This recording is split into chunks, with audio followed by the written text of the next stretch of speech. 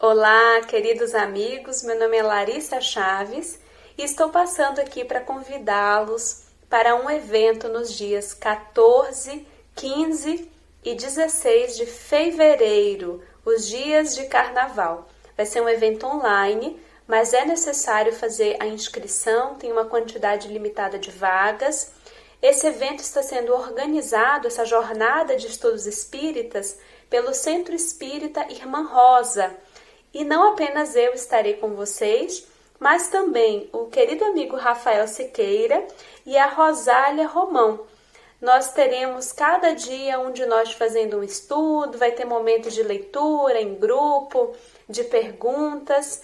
Então, busquem a página do Centro Espírita Irmã Rosa, façam a inscrição e eu aguardo vocês, 14, 15 e 16 de fevereiro. Olá, queridos irmãos. Eu me chamo Patrícia Diniz, sou tarefeira do Centro Espírita Irmã Rosa e gostaria de dar as boas-vindas a vocês que nos assistem nesse momento através do nosso canal no YouTube. Rogando a Jesus que as reflexões de hoje tragam paz, equilíbrio, fortaleçam a fé e conforte todos os corações. Bom, o tema do mês de janeiro é Família, a onda de amor. E hoje quem vai falar pra gente é Graça Leite, também tarefeira da casa. Ela vai falar sobre o tema Obstáculos à Reprodução. Mas antes de passar a palavra para a Graça, eu farei a leitura de uma página e a prece inicial para podermos nos harmonizar antes da exposição doutrinária. A página é do livro Pão Nosso, psicografada por Chico Xavier e ditada pelo Espírito Emmanuel. É o capítulo 94, intitula-se Sexo. Eu sei e estou certo no Senhor Jesus que nenhuma coisa de si mesma é imunda, a não ser para aquele que a tem por imunda. Está em Paulo, na sua carta aos Romanos, capítulo 14, versículo 14. Quando Paulo de Tarso escreveu esta observação aos Romanos, referia-se à alimentação que, na época, representava objeto de áridas discussões entre gentios e judeus. Nos dias que passam, o ato de comer já não desperta polêmicas perigosas. Entretanto, podemos tomar o versículo e projetá-lo noutros setores de falsa opinião. Vejamos o sexo, por exemplo. Nenhum departamento da atividade terrestre sofre maiores aleives. Fundamentalmente cego de espírito, o homem, de maneira geral, ainda não consegue descobrir aí um dos motivos mais sublimes de sua existência. Realizações das mais belas na luta planetária, quais sejam as de aproximação das almas na paternidade e na maternidade, a criação e a reprodução das formas, a extensão da vida e preciosos estímulos ao trabalho e à regeneração foram proporcionadas pelo Senhor às criaturas, por intermédio das emoções sexuais. Todavia, os homens menoscabam o lugar santo, povoando-lhe os altares com os fantasmas do desregramento. O sexo fez o lar e criou o nome de mãe, contudo, o egoísmo humano deu-lhe em troca absurdas experimentações de animalidade, organizando para si mesmo provações cruéis. O pai ofereceu o santuário aos filhos, mas a incompreensão se constituiu em oferta deles. É por isto que romances dolorosos e aflitivos se estendem através de todos os continentes da Terra. Ainda assim, mergulhado em deploráveis desvios, pergunta o homem pela educação sexual, exigindo-lhe os programas. Sim, semelhantes programas poderão ser úteis, todavia, apenas quando espalhar-se a santa noção da divindade do poder criador, porque enquanto houver imundície no coração de quem analise ou de quem ensine, os métodos não passarão de coisas igualmente imundas. Vamos orar. Que possamos nesse momento elevar os nossos pensamentos ao nosso querido Mestre Jesus, agradecendo a companhia da espiritualidade amiga da Casa da Irmã Rosa, que a todo instante nos protege, nos acompanha, nos intui, nos inspira a sermos pessoas melhores a cada dia. Que as reflexões de hoje nos auxiliem, Senhor, na compreensão do que a graça trouxe para nós, do que ela preparou para expor à luz da doutrina espírita, que tira o véu da dúvida e nos mostra a verdade.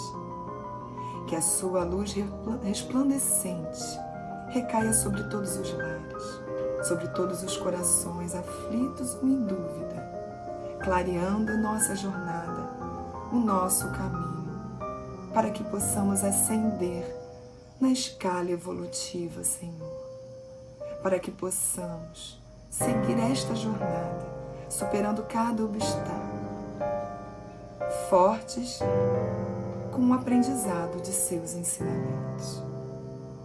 Que o Senhor esteja conosco, hoje e sempre. Que assim seja, graças a Deus. Passamos então a palavra graça. Meus queridos amigos, muita paz. É uma alegria, mais uma vez, estar virtualmente com vocês, estudando a doutrina espírita, à luz do Evangelho de Jesus.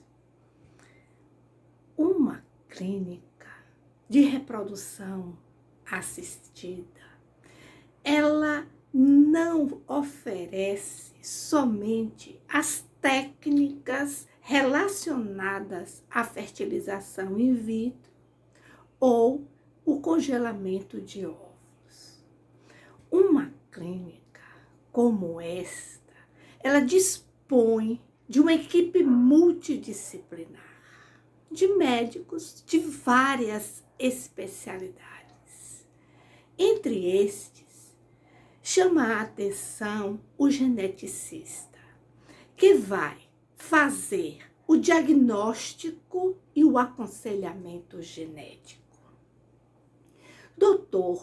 Edson Borges, especialista em reprodução humana, afirma em seu livro Reprodução Humana Assistida, publicado em 2011, que o aconselhamento genético ele está indicado quando o homem, a mulher, ou um dos filhos, ou um parente, tem uma doença genética.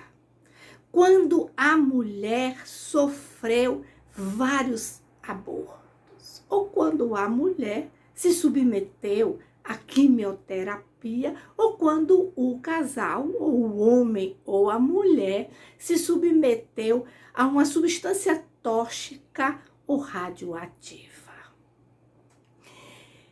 Chama a atenção neste livro o especialista Dr. Edson Borges, que a mulher, no momento atual, ela vem adiando a maternidade, né? Mas ele lembra também que o risco de uma mulher de 30 anos ter um filho portador de síndrome de Down é de 1 para 1000. Com 35 anos, de 1 para 400. Com 40 anos, de 1 para 100. E com 45 anos, de 1 para 30. Na opinião deste especialista, os casais devem fazer uso do que a medicina moderna pode, assim, oferecer, né? No caso, o diagnóstico genético para ele é fundamental. Em algumas ocasiões, inclusive, o casal pode ser aconselhado a doação ou de óvulos ou de espermatozoides. No livro SOS Família, o espírito Joana de Ângeles, através de Divaldo Franco, ela faz análises sobre temas modernos relacionados à família. O livro é realmente muito bom.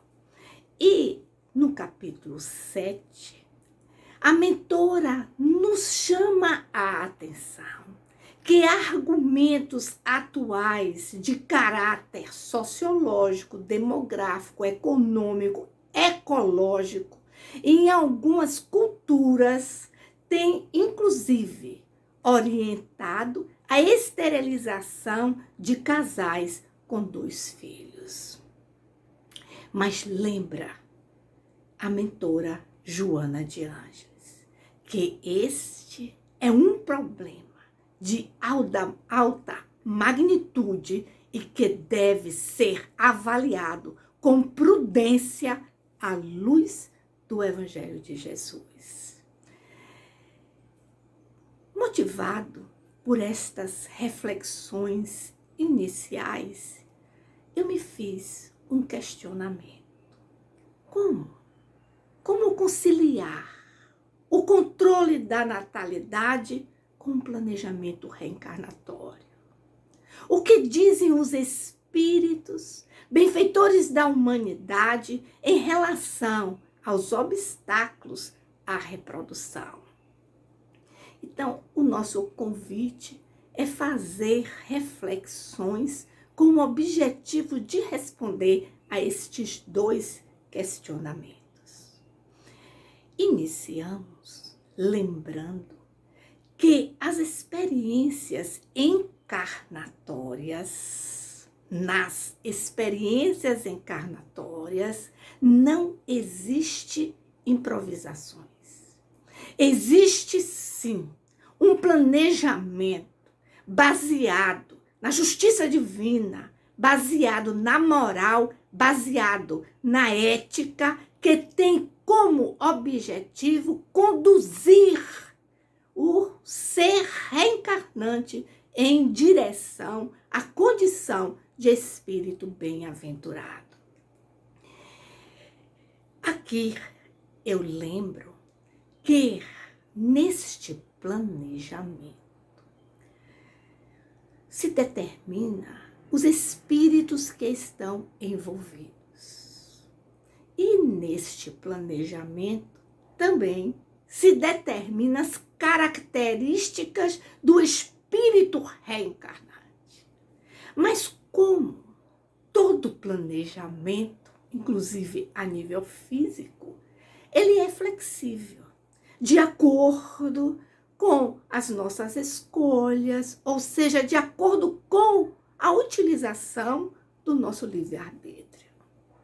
Assim, um espírito que deveria nascer na condição de filho, ele pode ser aproximado na condição, por exemplo, de um neto, na condição de um filho adotado, ou seja, os espíritos aproveitam de tudo que pode ser utilizado com o objetivo de atingir as metas estabelecidas naquele planejamento reencarnatório.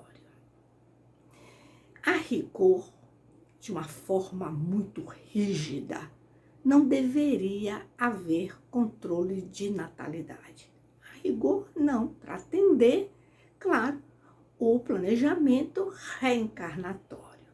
Mas eu gosto muito de Joana de Ângeles, né? Porque Joana de Ângeles, ela é muito lúcida diante de suas reflexões. Aqui no capítulo 7 da obra mencionada, ela escreve: o homem pode e deve programar a família que deseja e lhe convém ter. Número de filhos, período propício para a maternidade, nunca, porém, se eximirá aos imperiosos resgates a que faz jus, tendo em vista o seu próprio passado. É interessante que este espírito, Joana de Ângeles, nas diversas encarnações que nós conhecemos, ela apresenta como característica a coragem, né? A determinação, a prudência. Como Joana Inês de la Cruz, ela apresenta aqui a cultura e, mais uma vez, demonstra a sua coragem. Ela realmente defende a mulher. Quando Padre Antônio Vieira faz um comentário que ela discorda, ela não tem dúvida. Ela escreve uma carta para Padre Antônio Vieira. E isso vem realmente contrariar demais a Padre Superiora do convento que ela fazia parte. Mas vamos lá. Aqui, nesta obra, SOS Família, ela escreve que é melhor usar o anticonceptivo do que abortar. Mas adverte que os filhos não são realizações acidentais. Os filhos são compromissos assumidos antes da encarnação, antes para nós da reencarnação. Esclarece que é lícito adiar a recepção destes espíritos, mas lembra que criar obstáculos, não recebê-los, pode significar situações de muita dor, de muito sofrimento. Mas a mentora Joana de Ângeles também nos adverte que procriar sem condições de educar, procriar sem ter condições de cuidar,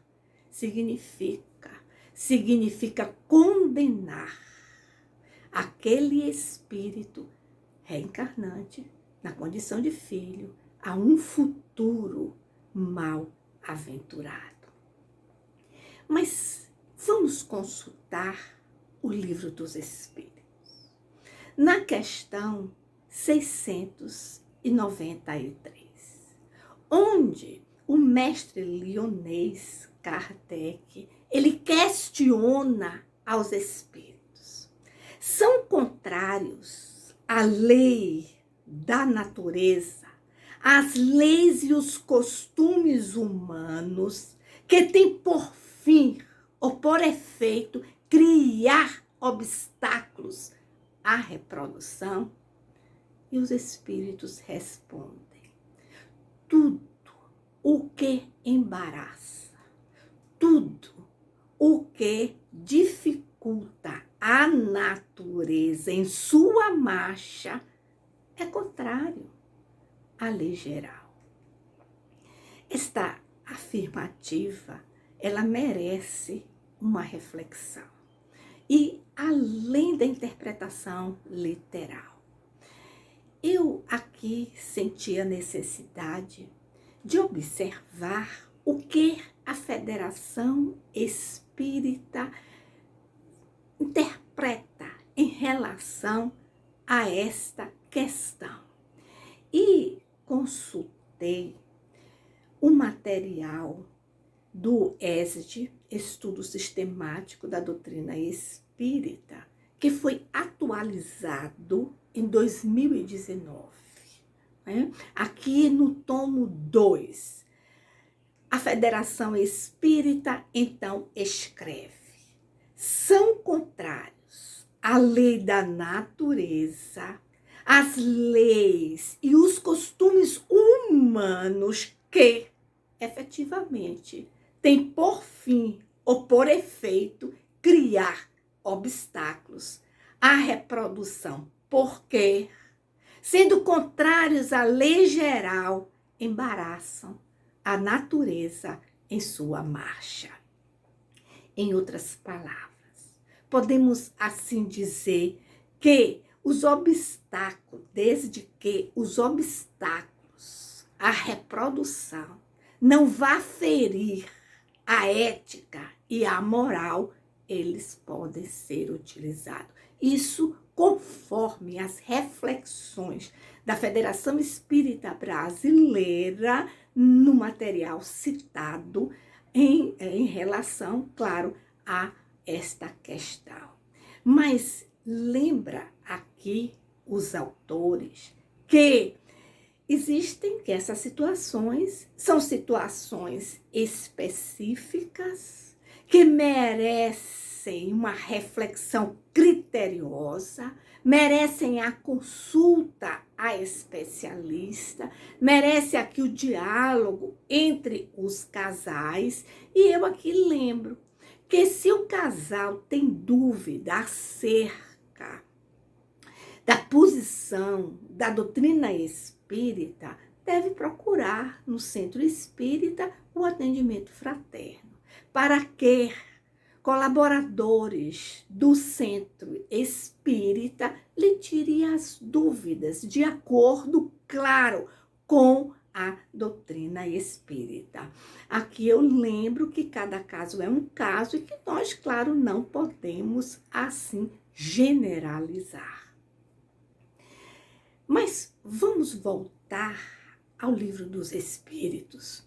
Na questão 693A, nós percebemos que nesta questão os Espíritos afirmam: Deus concedeu ao homem, sobre todos os seres vivos, um poder de que ele deve usar sem abusar.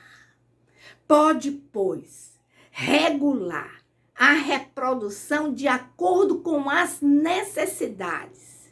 Não deve opor-se-lhes sem necessidade. Então, aqui, os espíritos chamam a atenção para o conceito criterioso do que é, de fato, necessidade de pôr obstáculo à reprodução. Explicam os espíritos que a ação inteligente do homem é um contrapeso que permite, assim, um equilíbrio da própria natureza. Eu aqui lembro que atualmente nós vivenciamos a situação daquela nuvem de gafanhotos na Argentina, na fronteira do Brasil. É claro que é importante aqui a ação do homem para que a natureza não fosse prejudicada. Então, Deus dará ao homem este poder que ele pode usar, mas que não deve abusar. Eu consultei Rodolfo Caligares no livro As Leis Morais, no item A Lei de Reprodução. E o autor, ele afirma que o homem pode limitar a sua prole evitando a concepção. Aqui surge também uma observação interessante, evitando a concepção. O que é a concepção? A concepção é a união do gameta masculino com o gameta feminino. Então, o homem pode limitar a sua prole, evitando a união do gameta feminino com o gameta masculino, porque a consequência seria a formação do zigoto, que nós podemos entender como a célula ovo, e criar obstáculos ao desenvolvimento da célula ovo, para nós espíritas, significa já o aborto. Bom, mas esclarece o autor que o homem não pode criar obstáculos à reprodução para atender aos anseios de sensualidade e luxúria. Então, vem aqui também uma observação acerca do caráter, né, da natureza para o impedimento, para o obstáculo. Eu também consultei citei o pensamento de Dr. Jorge Andréa no livro As Forças Sexuais da Alma, onde ele analisa o uso de anticoncepcionais, né? Na verdade, Dr. Jorge Andréa, ele esclarece como esta medicação, como esta droga vai agir no organismo da mulher. E que eu considerei que este não é um momento apropriado para se discorrer sobre esta situação.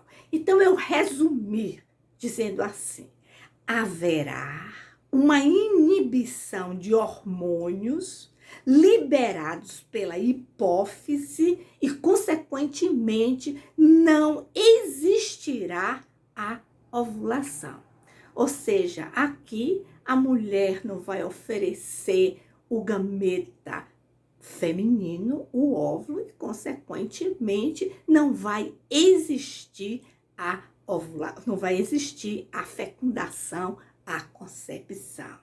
Aí continua Dr. Jorge Andréa: pelo exposto, podemos avaliar o processo agressivo nas estruturas do organismo feminino, que as pílulas anticoncepcionais podem determinar.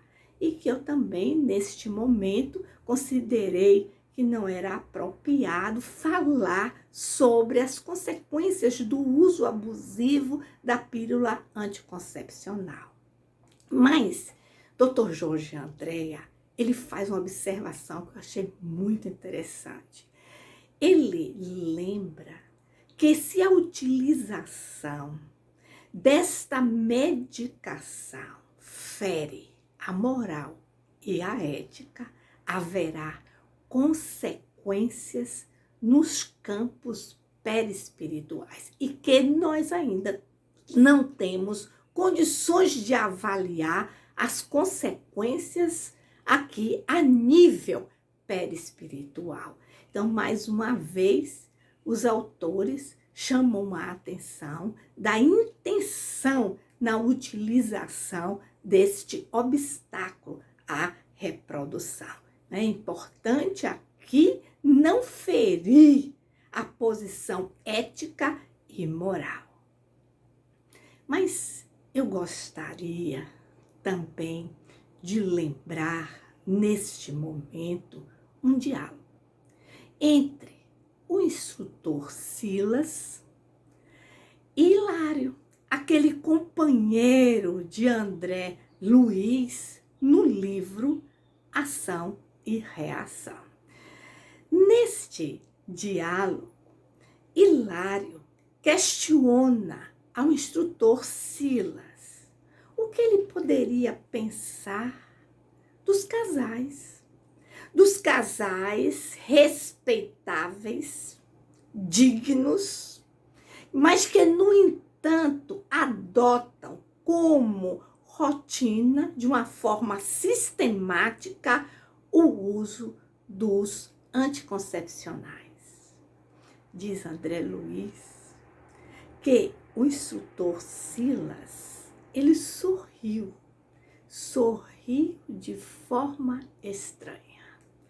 E então afirmou: desfrutam a existência procurando inutilmente enganar a si mesmos, recusando acolhimento a novos filhos, quase sempre programados para eles antes da reencarnação, emaranham-se nas futilidades e preconceitos para acordarem depois do túmulo sentindo frio o coração. Aí nós percebemos a gravidade da situação. Mas eu queria voltar à lembrança da concepção, né? Nós chamamos a atenção que é importante aqui criar obstáculos à união do gameta masculino com o gameta feminino.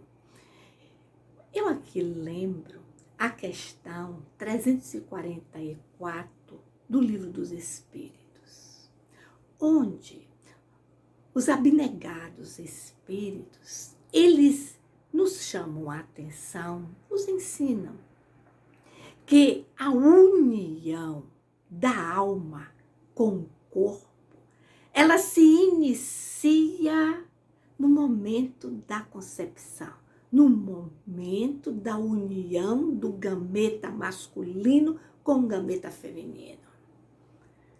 Neste instante, a alma é um ser dual. É o espírito e perispírito.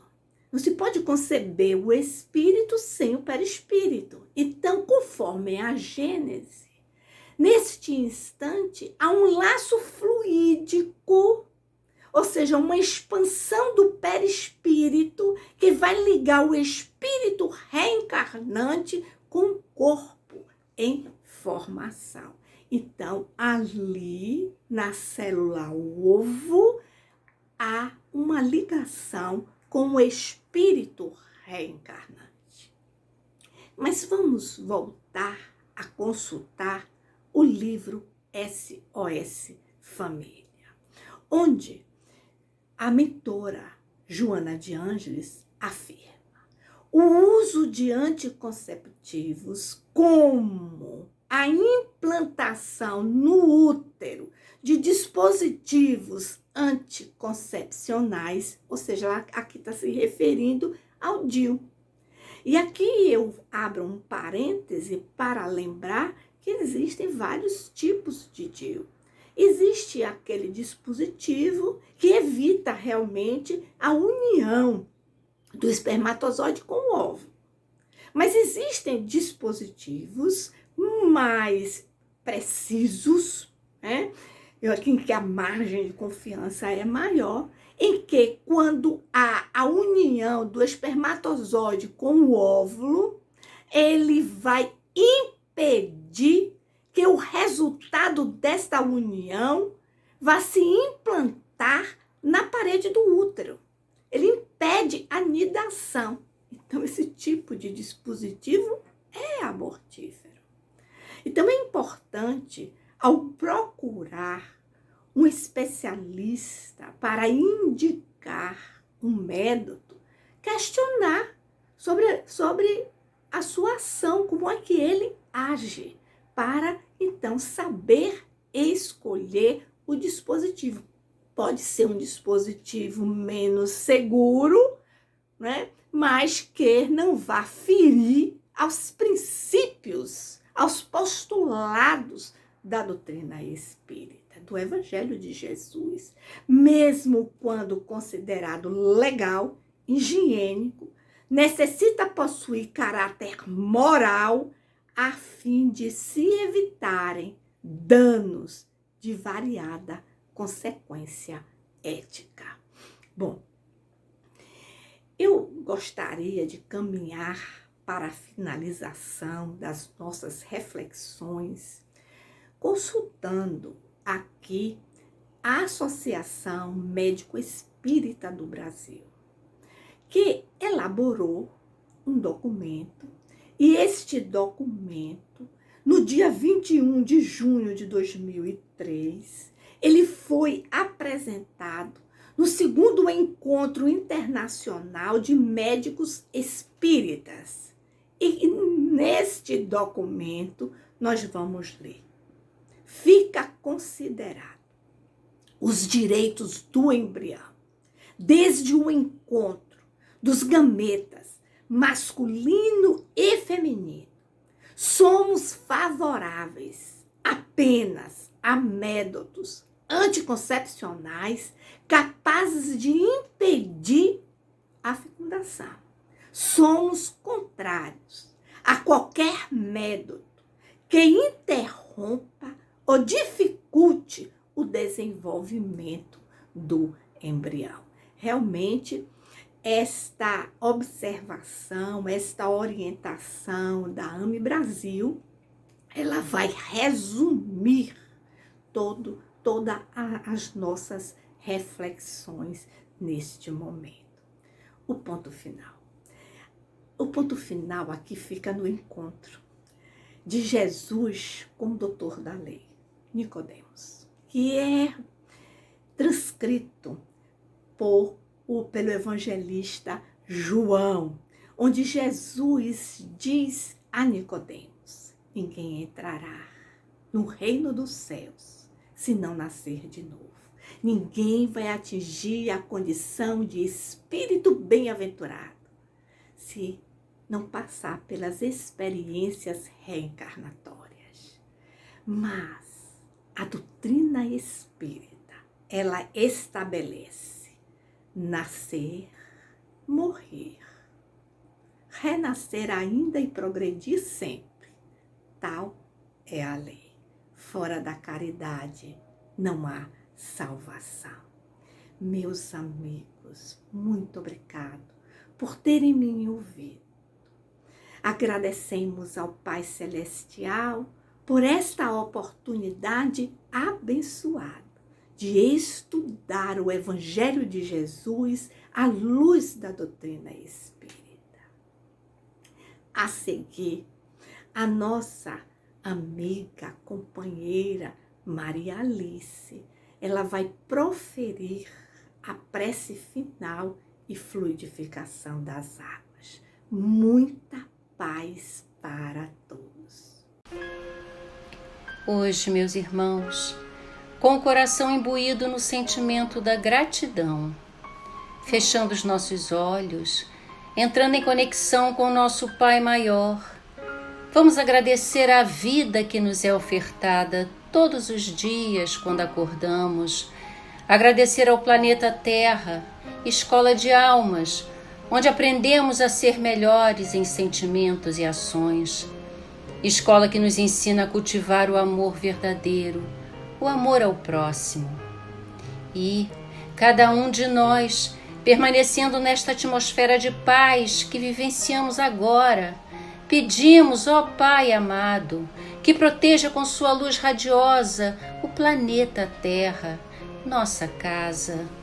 Que nossos irmãos, que neste momento da vida se encontram em situação menos privilegiada que a nossa, recebam suas bênçãos, que possa levar a cada coração sofredor o bálsamo da esperança de dias melhores. Ó Pai Celestial, ensina-nos a vivenciar a fé sincera, capaz de transformar nossos corações em templos sagrados. Que possamos enxergar esta fase atual que estamos passando como momentos educativos e não punitivos. Momentos estes que irão nos engrandecer espiritualmente. Que não percamos esta oportunidade de transformação.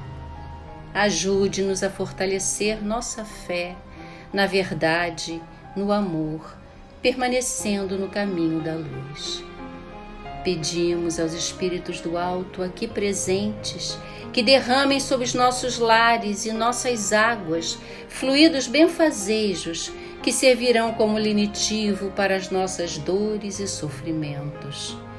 Que a paz do nosso Pai permaneça conosco hoje e sempre. Que assim seja. Graças a Deus.